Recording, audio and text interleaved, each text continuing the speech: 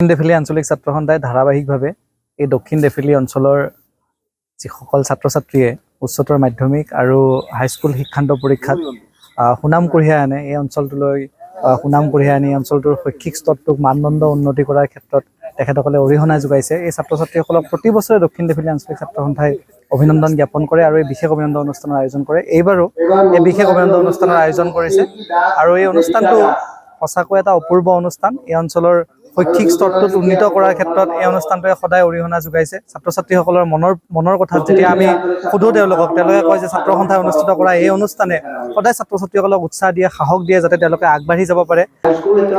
দশম ছাত্ৰ সন্থাৰ শিক্ষানীতিৰ আধাৰত দক্ষিণ ডেফিলি আঞ্চলিক ছাত্ৰ সন্থাৰ তামোলপুৰ জিলা ছাত্ৰ সন্থাৰ অন্যতম শক্তিশালী আঞ্চলিক ছাত্ৰ সন্থা দক্ষিণ ডেফিলি আঞ্চলিক আৰু দক্ষিণ ডেফিলি আঞ্চলিক ছাত্ৰ সন্থাই প্ৰতি বছৰৰ দৰে এইবেলিও দক্ষিণ ডেফিলি অঞ্চলৰ কৃতিমান শিক্ষাৰ্থীসকলক মাতি আনি আমি ৭২ গৰাকীকৈ কৃতিমান শিক্ষাৰ্থীক মাতি আনি আজি ইয়াত সম্বৰ্ধনা জনোৱা হৈছে।